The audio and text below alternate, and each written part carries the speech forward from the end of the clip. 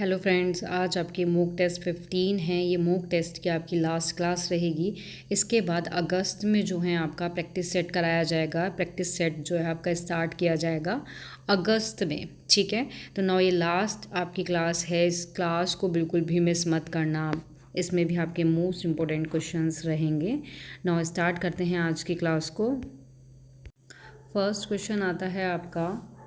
First question is सीखने में अभिप्रेरणा का स्थान महत्वपूर्ण होता है क्योंकि इससे बालकों में क्या होता है। फर्स्ट ऑप्शन बालक के प्रेरकों का मार्गनीतिकरण नहीं करना। सेकंड, उसे सकारात्मक प्रलोभ देना। थर्ड, बालक के आत्मविश्वास को सुरक्षित करना। या फिर अनुशासन की भावना का विकास होता है। क्वेश्चन में दिया गया है अभिप्रेरणा का स्थान महत्वपूर्ण होता है, इससे बालक में क्या होता है। तो इसका जो करेक्ट आंसर होगा, करेक्ट आंसर इसका होगा आपका डी ऑप्शन, कि इससे बालकों में अनुशासन की भावना का विकास होता है आपका। ओके, ठीक है। कि जो सीखना है, जो आपका मोटिवेशन है, ठीक है, सॉरी, जो सीखना है, लर्निंग है, उससे क्या है, मोटिवेशन, जो अभी प्रेरणा है, उससे बालकों में अनुशासन की भावना का विकास होता है। क्योंकि जो आपका मोटिवेशन है, ठीक है, क्या है, जो आपका मोटिवेशन है, मोटिवेशन जो होता है वो छात्र को सीखने के लिए क्या करता है, सीखने के लिए क्या करता है, प्रेरित करता है, सीखने के लिए प्रेरित करती है, जिससे वो अपनी पढ़ाई में अधिक ध्यान केंद्रित कर सकते हैं। किस चीज़ में, अपनी पढ़ाई में क्या है, ध्यान को क्या कर सकते हैं, केंद्रित कर सकते हैं और नियमों का भी पालन करते हैं। ओके, ठीक है। और जब कोई XYZ कोई भी छात्र है, अगर सीखने के लिए प्रेरित होते हैं, सीखने के लिए क्या है, सीखने के लिए क्या है, प्रेरित होते हैं, तो वो ना केवल विषय वस्तु को समझने में अधिक रुचि रखते हैं, बल्कि वे कक्षा में, ठीक है, जबकि वे क्लास में और क्लास के बाहर, क्लास के अंदर भी और क्लास के बाहर भी अधिक अनुशासित व्यवहार करते हैं। कैसा व्यवहार करते हैं, उनका जो व्यवहार होता है वो कैसा होता है, अनुशासित वाला होता है आपका, ठीक है। जैसे फॉर एग्ज़ाम्पल आपका इसके अंदर रहेगा कि कोई एक स्टूडेंट है XYZ आपका कोई भी एक स्टूडेंट है जो क्या है, मैथ्स में, जो गणित में सीखने के लिए क्या है, एक तरह से गणित सीखने के लिए क्या है, प्रेरित है, ठीक है, प्रेरित है।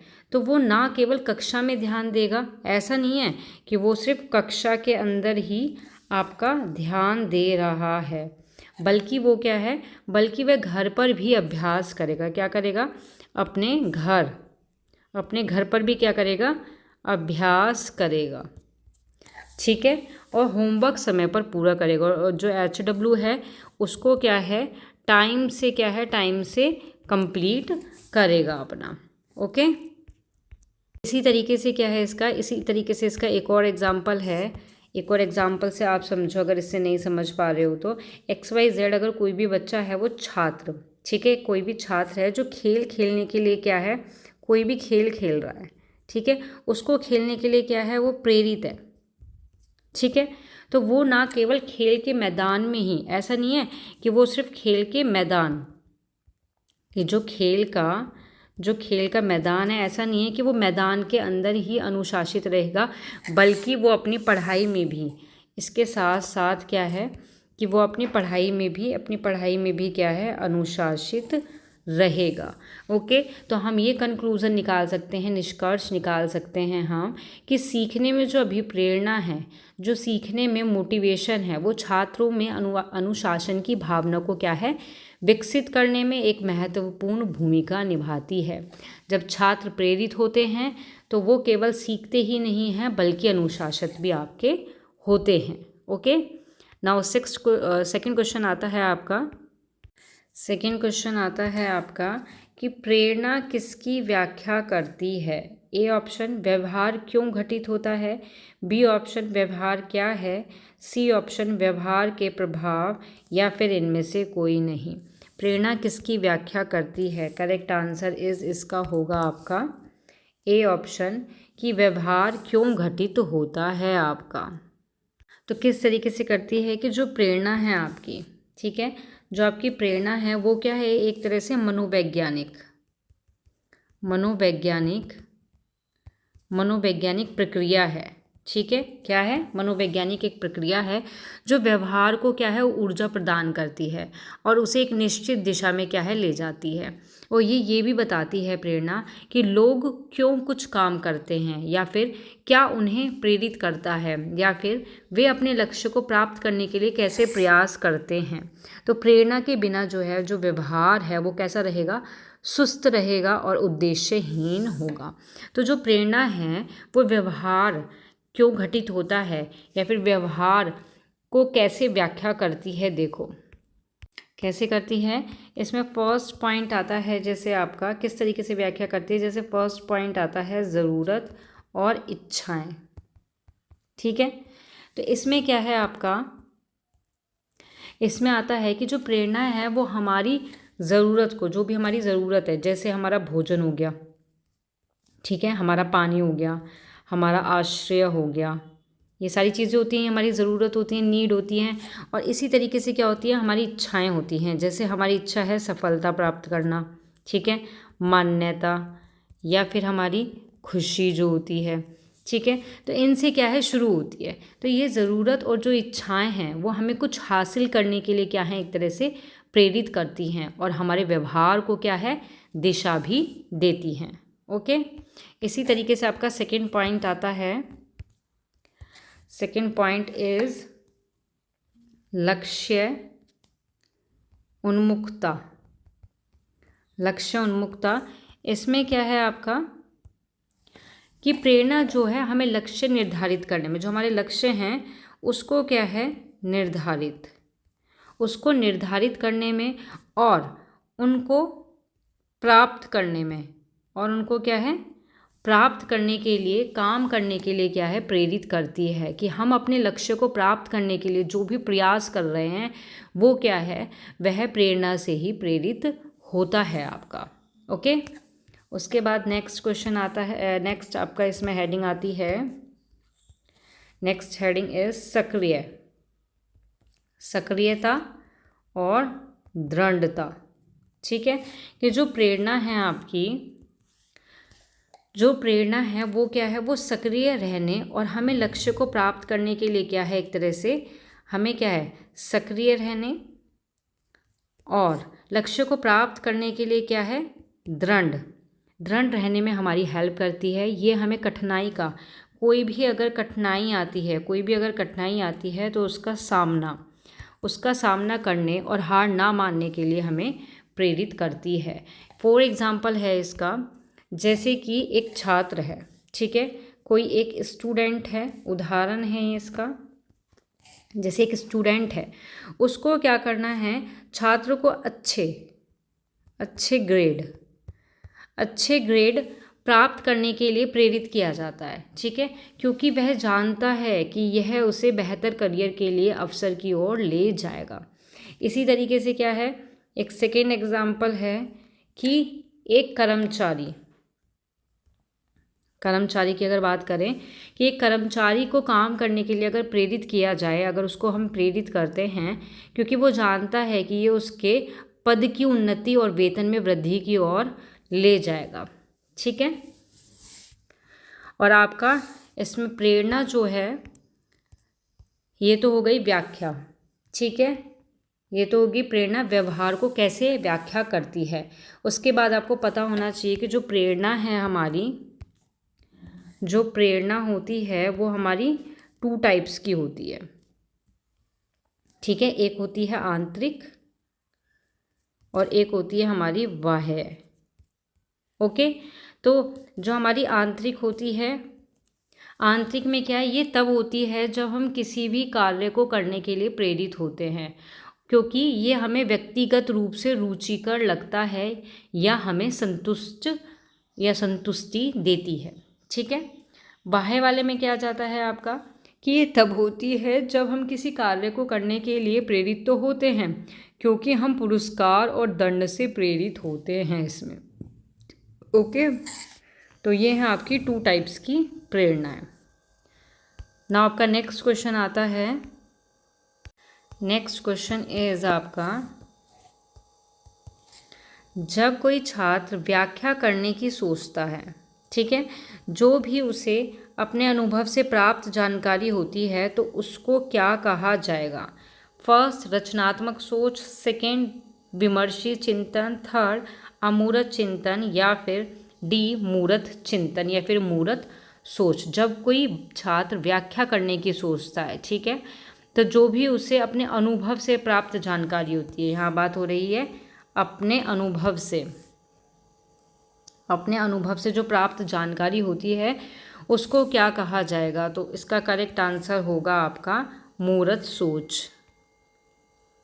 ठीक है, कि जो आपकी जो मूर्त सोच होती है ये होती क्या है, इसका मतलब क्या होता है? इसका मतलब होता है चीज़ों को प्रत्यक्ष रूप से समझना।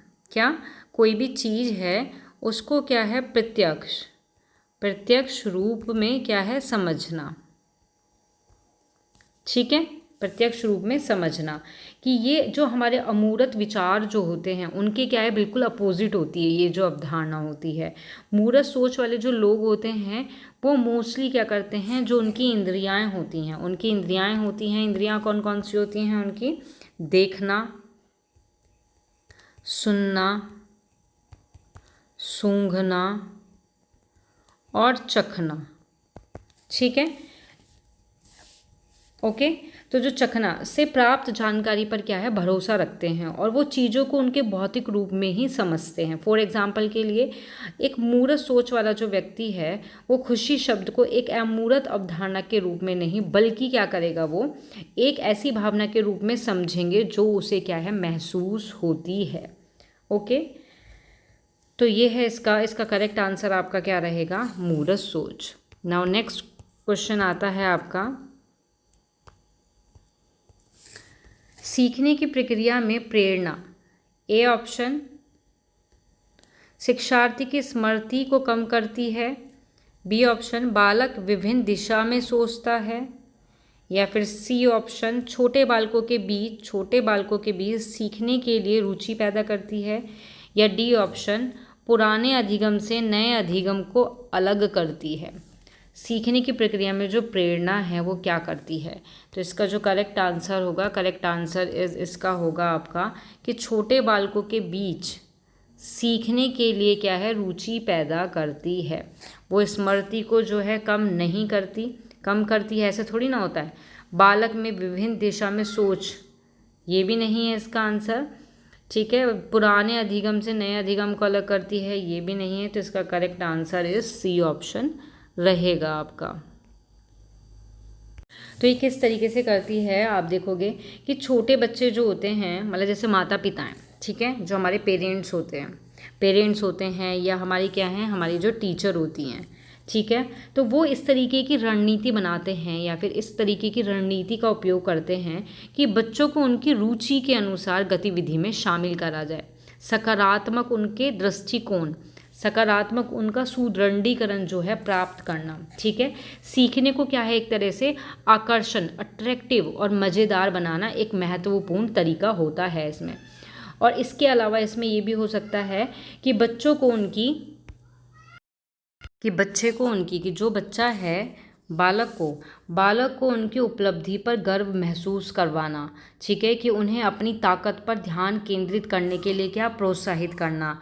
ठीक है, कि उनकी जो ताकत है, कि उनमें जो ताकत है उस पर क्या है, ध्यान केंद्रित करवाएं और उनको प्रोत्साहित करें। तो ये विश्वास दिलवाना कि वे सफल हो सकते हैं। तो ये सब सीखने में उनकी रुचि को बढ़ा सकता है आपका।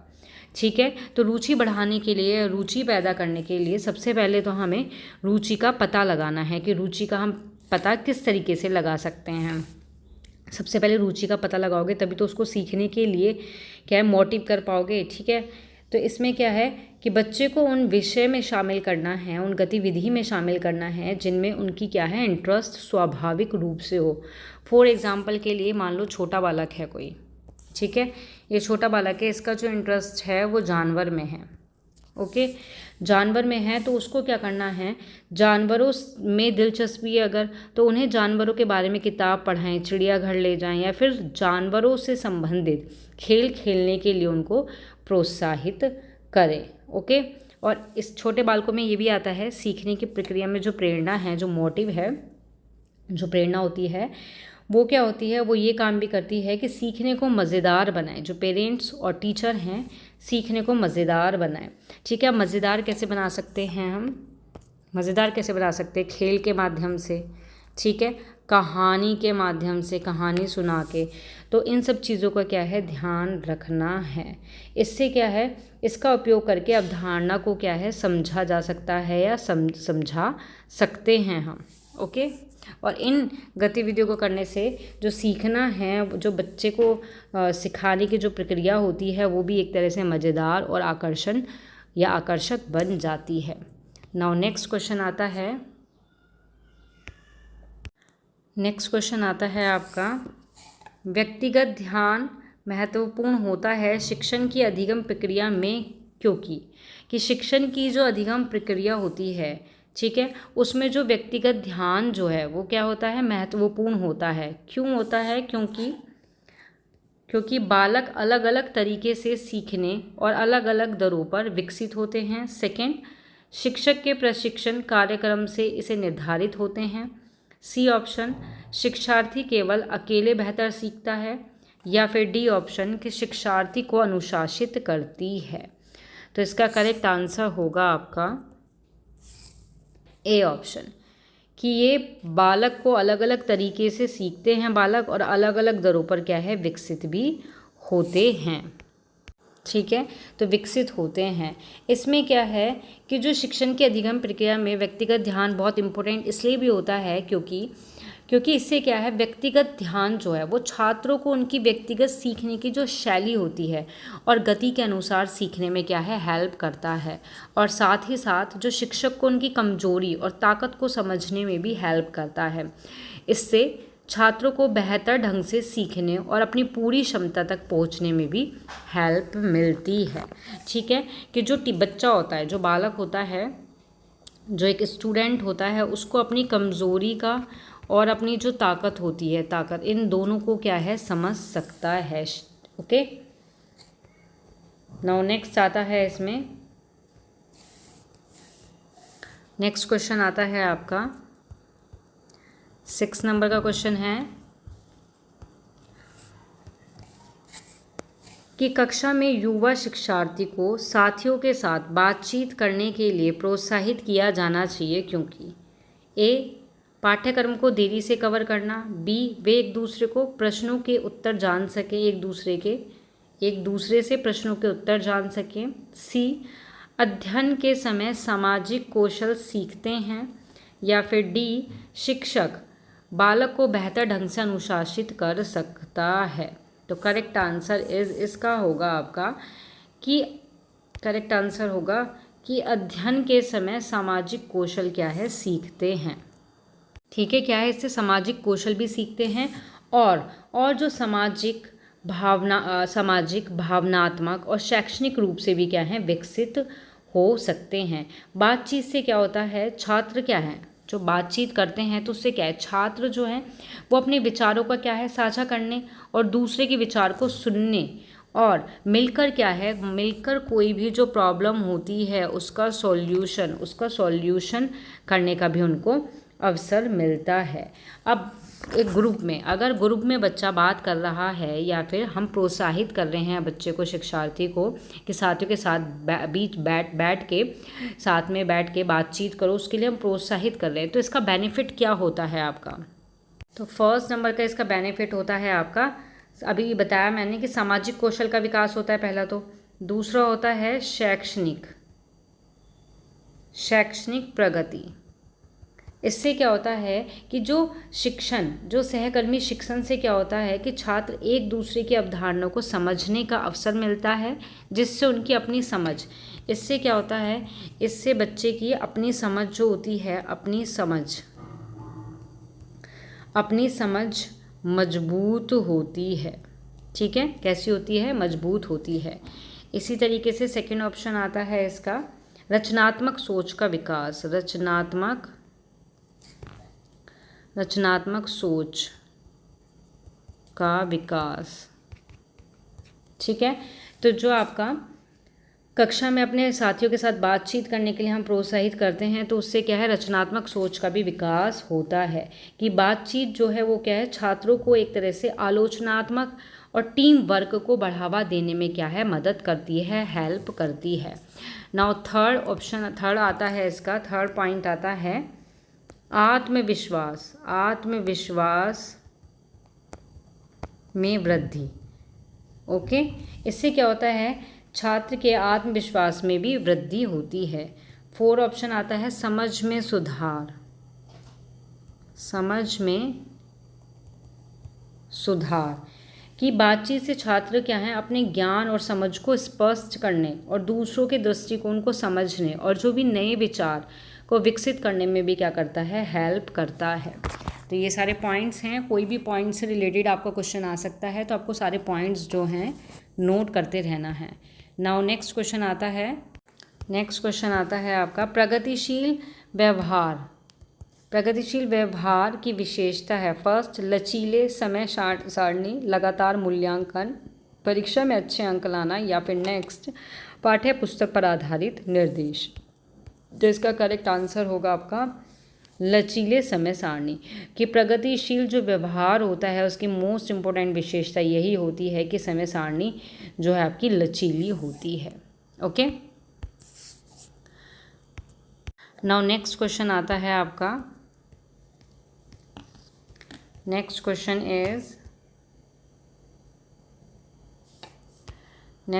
है कि विद्यार्थी की विभिन्न शिक्षण शैलियों को पूरा करने के लिए एक शिक्षिका बहुत तरह के कार्यों का उपयोग करती है, वह इससे प्रभावित है।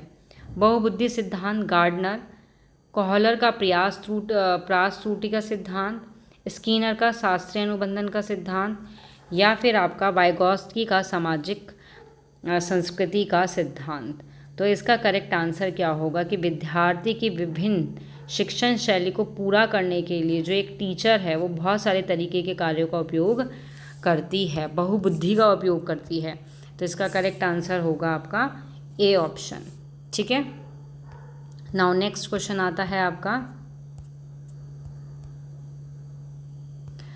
नेक्स्ट क्वेश्चन इज निम्न में से प्रभावी शिक्षण प्रक्रिया में सबसे महत्वपूर्ण है। ए अध्यापक शिक्षार्थी का संवाद, बी प्रभावी शिक्षण प्रक्रिया, सी शिक्षक के द्वारा पाठ्यक्रम समय पर पूरा करना, या फिर डी शिक्षक के द्वारा प्रदर्शित की गई समय की पाबंदी।